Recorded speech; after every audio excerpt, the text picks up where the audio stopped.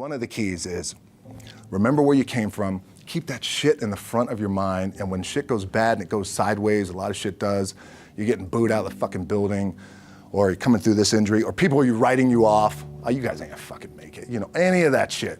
You gotta keep it in here. And it really has to, it should drive you.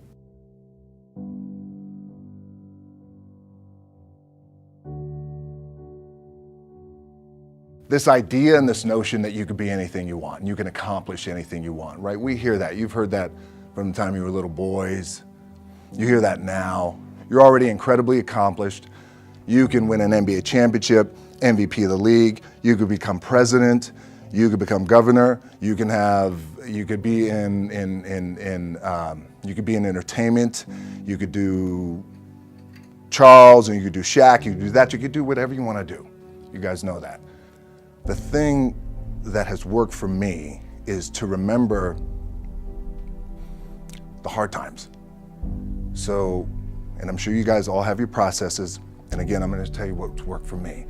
So before a big movie comes out, before, back in the days when I was wrestling with WWE, a WrestleMania match, anything big that would happen, I would always take a moment and I'd just remind myself, all right, I was evicted when I was 14. We were kicked off the island. We couldn't live in Hawaii. Had no place to live. A lot of shit happened then when I moved to Nashville. I was arrested multiple times by the time I was 16 years old. I gotta remember that.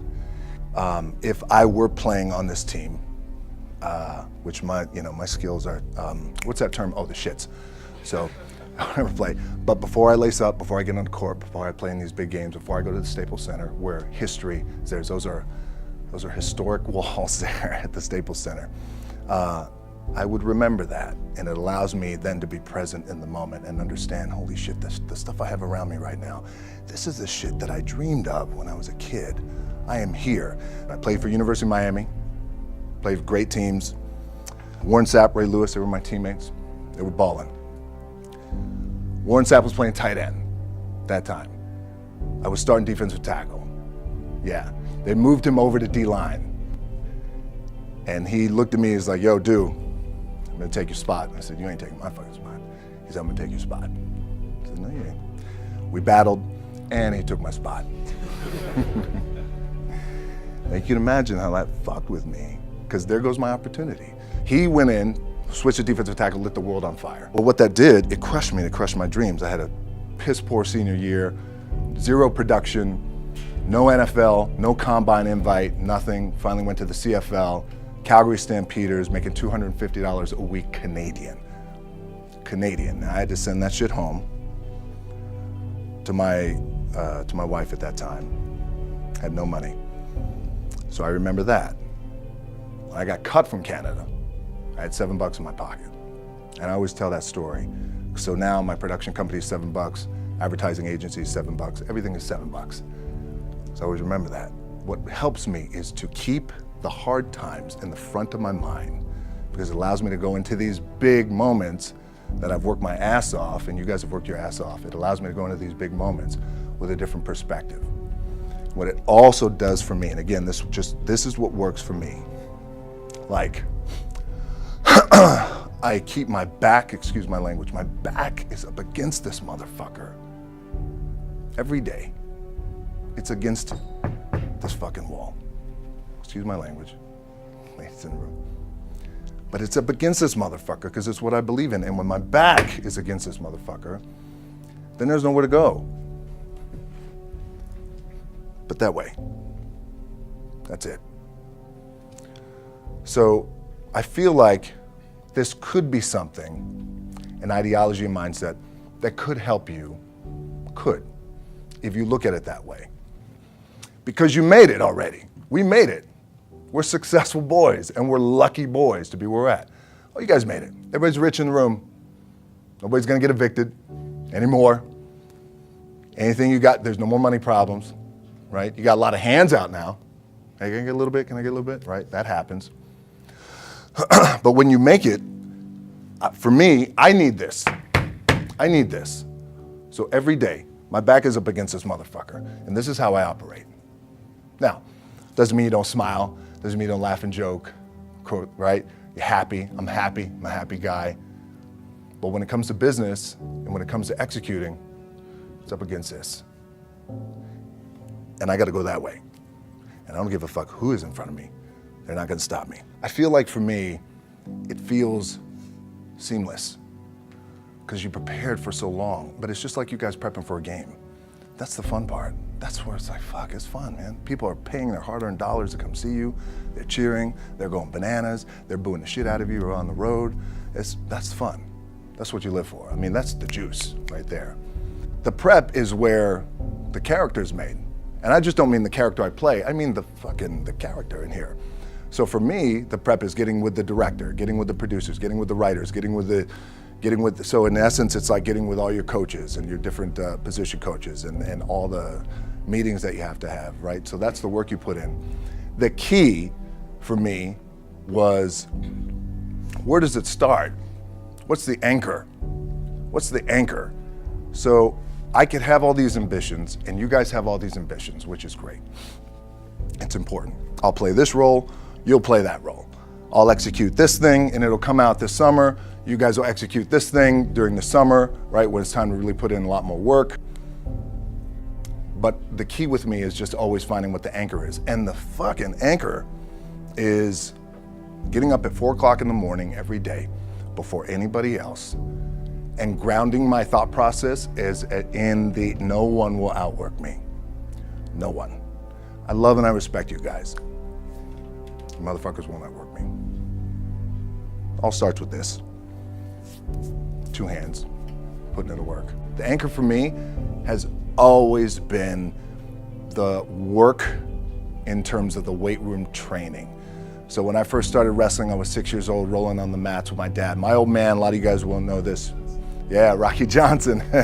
My old man was Rocky Johnson. He was the first black WWF at that time.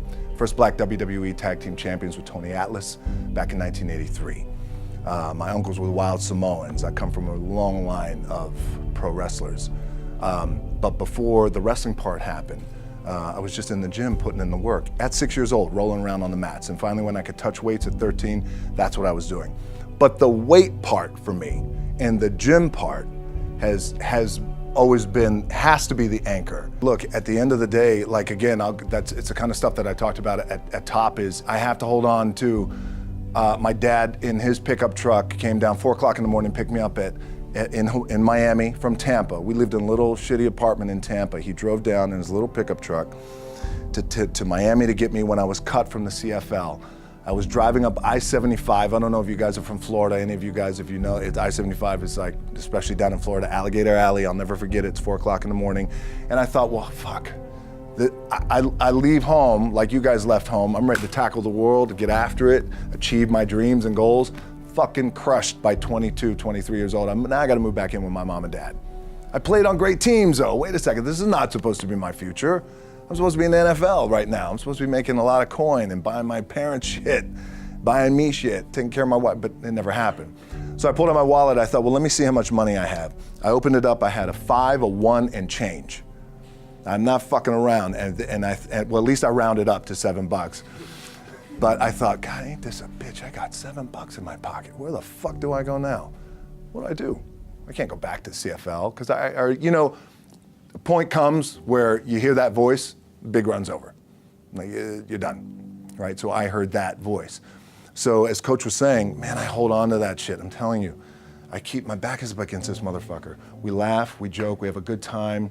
Press is always fun to do. Sometimes you gotta make it fun. That's another thing. You gotta do your best to make press fun if you can. But my back is still up against this motherfucker. I do not forget it. What this also helps me do, and again, it works for me, is at some point, you gotta be fucking tired of not being number one. You have to be, and you gotta fucking play angry, and I play angry. Now, I'm cool and calm with my approach, and when I step out on my field, which is a set, or, you know, like, there's some, and you're always gonna have haters, and haters are like, well, God damn, man, how many movies are you gonna make, or how much shit are you gonna do? Like, you do a lot of shit. I say, yes, it's my ambition. Of course, why not? I could do it. Yeah, I love what I do. And not only that, but in what world do we not work every day? Doesn't mean, it's just like you guys in the off season. You gotta work every fucking day. It doesn't end. My back is up against this thing, you know, and I started to play angry, by the way, and I still play angry. My last match, Brock Lesnar, transitioned, and I realized if I had to be great at something, I wanted to be great in this world of Hollywood and movie making and producing and entertainment, I had to commit, and like you guys have to commit. Obviously, you commit to something, commit to the goal.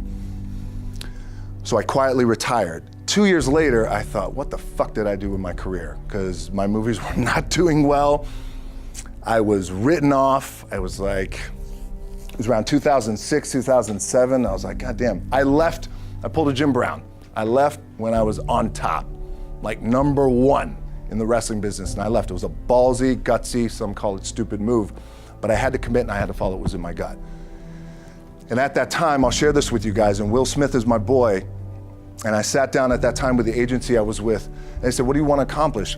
I said, I want to accomplish the world. I want the world, and I want Will Smith's career, and I said, and I mean this respectfully because I know he's here at this agency with us, I want to do it bigger and better.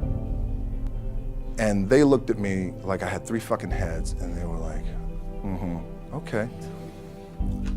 But I still stayed focused, and I still had still put in the hard work with my 2 hands, and that's it. And that's what it comes down to with you guys. One of the keys is, remember where you came from, keep that shit in the front of your mind, and when shit goes bad and it goes sideways, a lot of shit does, you're getting booed out of the fucking building, or you're coming through this injury, or people are writing you off, oh, you guys ain't gonna fucking make it, you know, any of that shit. You gotta keep it in here. And it really has to, it should drive you.